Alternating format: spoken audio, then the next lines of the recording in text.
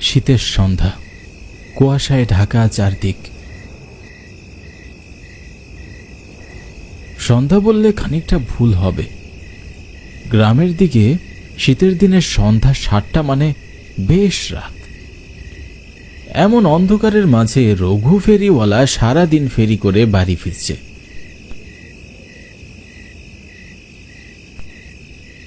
না, আজ বেশ দেরি হয়ে গেল। এমন গুটগুটে অন্ধকারের মাঝে পথ চলাটাও বেশ কষ্টসাধ্য। তার মাঝে আবার চোর ডাকাতের ভয়। সামনে পুজো বিদায় একটু বেচা কিনা হচ্ছে, নইলে এত দেরি তো কখনোই করতাম না। মেয়েদের চুড়ি, গলার মালা, মাথার ফিতা ফেরি করে বিক্রি করাই রঘুর পেশা। বেচা কিনা যা হয় তাতে তার সংসার বেশ ভালোই চলে যায়। শরীরটা বেশ ক্লান্ত। সারাদিন না খাওয়ায় শরীর আর কতই বা চলবে। যদি একটা গাড়ি পেতাম তাহলে ভালোই হতো, কিন্তু এমন গ্রামের রাস্তায় গাড়ি পাওয়া তো দুঃসাধ্য ব্যাপার।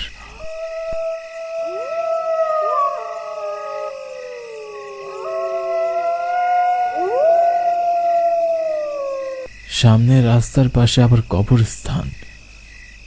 ভেতরে বেশ ভয় করছে। কতই না মৃত শরীর নিয়ে গিয়েছে এই রাস্তায়। ভাবতেও যেন গায়ের মধ্যে কাটা দিয়ে উঠছে। না, যাই হোক, আর অপেক্ষা করা যাবে না। বাড়িতে আবার সবাই চিন্তা করবে। কথাগুলো ভাবতে ভাবতে রঘু উঠে তার কাঁধের ভারটি নিয়ে আবার হাঁটা শুরু করলো। রঘু হাঁটতে হাঁটতে শ্মশান ঘাটটি পার করে ফেলল। শ্মশান পার করে কিছুটা পথ হেঁটে যেতেই সে সামনে দেখতে পেল কয়েকজন লোক সাদা কাপড় পরে একটি লাশ কাঁধে নিয়ে শ্মশানের দিকে হেঁটে আসছে। লোকগুলো বিড়বিড় করে কি যেন বলছে। লোকগুলোকে আসতে দেখে রঘু তাদের উদ্দেশ্যে লক্ষ্য করে বলল, দাদা, শুনছেন কে মারা গিয়েছে? লোকগুলো রঘুর কথার কোনো উত্তর না দিয়ে এক তালে সামনের দিকে তাকিয়ে হাঁটতে লাগলো। লোকগুলোর মধ্যে একজন বলে উঠল, আমাদের সাথে অংশগ্রহণ করুন। আমাকে ক্ষমা করবেন, আমি বাড়ি ফিরছি। এমনিতে অনেক দেরি করে ফেলেছি। লোকটি রঘুর কথা শুনে মুচকি একটা হাসি দিয়ে আবারও সামনের দিকে হাঁটতে লাগলো। হাঁটতে হাঁটতে লোকগুলো যখন রঘুকে অতিক্রম করলো, তখন রঘু পিছনে ফিরে লাশটির দিকে তাকাতেই হঠাৎ লাশটি উঠে রঘুর দিকে তাকিয়ে হাসতে লাগলো। রঘু ভয়ে আঁতকে উঠল। ভয়ে ভয়ে রঘু পরের বার আবার লাশটির দিকে তাকাতেই সবকিছু একদম স্বাভাবিক। রঘু আর এক মুহূর্ত দেরি না করে তাড়াতাড়ি বাড়ির দিকে হাঁটতে লাগলো। রঘু বাড়ি ফিরে দেখল ঘরের দরজা খোলা। ঘরের মধ্যে উকি দিয়ে দেখল তার স্ত্রী তমা ঘুমোচ্ছে।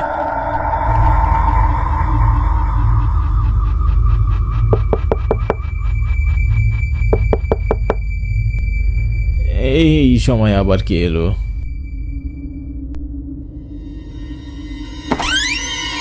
দরজা খুলে দেখলো বাহিরে সেই লোকগুলো কাঁধে লাশ নিয়ে দাঁড়িয়ে আছে। কিন্তু এবার লোকগুলোর চেহারা একদম ফ্যাকাশে আর ভয়ঙ্কর দেখাচ্ছিল। রঘু ভয়ে এমন শীতের মাঝেও ঘামতে শুরু করলো। এরপর রঘু ভয়ে ভয়ে তাদের জিজ্ঞাসা করলো,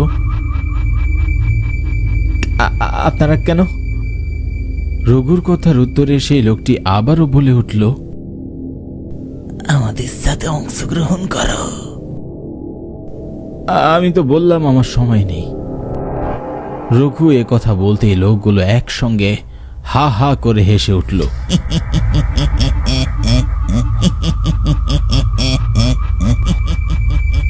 রঘু এবার ভয়ে দরজা বন্ধ করে ঘরের ভিতরে ঢুকতেই পিছন থেকে তার কাঁধে কেউ একজন হাত রাখল। রঘু পিছনে ফিরে যা দেখল তাতে ভয়ে তার প্রাণ বেরিয়ে যাওয়ার উপক্রম। রঘু দেখল তমা এক ভয়ঙ্কর চেহারা নিয়ে তার দিকে তাকিয়ে আছে। তমা, তুমি না ঘরে ঘুমাচ্ছিলে? তুমি আমার দিকে এভাবে দেখছো কেন? রঘুর প্রশ্নের জবাবে তমা তখন সেই লোকটির কণ্ঠে বলে উঠল, আমাদের সাথে অংশগ্রহণ করো। রঘু এবার ভয়ে পিছনে সরতে লাগে, মাটিতে পড়ে যায়। আর তখন তার কানে বারবার একটি কথাই বাজতে লাগে, আমাদের সাথে অংশগ্রহণ করো, আমাদের সাথে অংশগ্রহণ করো। রঘু এবার ভয়ে চিৎকার করে বলে উঠে, হ্যাঁ, আমি তোমাদের সাথে অংশগ্রহণ করব, আমাকে ক্ষমা করে দাও, আমি তোমাদের সাথে অংশগ্রহণ করব। রঘু এ কথা বলতে এক মুহূর্তে সে আবার আগের সেই জায়গায় ফিরে যায়। রঘু কোনো কিছু বুঝে ওঠার আগে লোকগুলো তাকে আবারও জিজ্ঞাসা করে, আমাদের সাথে অংশগ্রহণ করো। তার সাথে কি হচ্ছিল রঘু কিছুই বুঝতে পারছিল না, কিন্তু এবার আর রঘু দেরি না করে তাড়াহুড়ো করে বলে ফেলে, হ্যাঁ, আমি যাব তোমাদের সাথে। বলে রঘু তার ভার মাটিতে রেখে তাদের সাথে শ্মশানের রাস্তায় হাঁটতে থাকে। হাঁটতে হাঁটতে তারা শ্মশানের ভিতরে প্রবেশ করতেই হঠাৎ সবাই কোথায় যেন অদৃশ্য হয়ে যায়।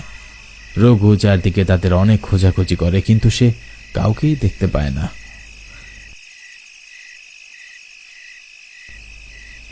এতগুলো মানুষ একসঙ্গে কিভাবে গায়েব হতে পারে?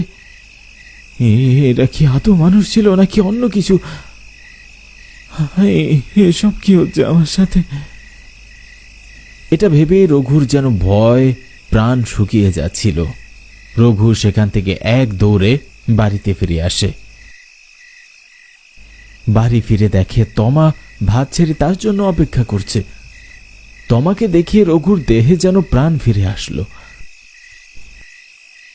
কি গো, তোমার ফিরতে এত দেরি হলো যে? আর এরকম হাঁপাচ্ছ কেন? রঘু তমাকে তার সাথে ঘটে যাওয়া সব ঘটনা খুলে বলল। সবকিছু শুনে তমা বলল, হ্যাঁ, মনে হয় যেন তারা কোনো প্রেত আত্মা ছিল। তুমি যদি তাদের সাথে না যেতে, হয়তো তারা তোমার কোনো ক্ষতি করত।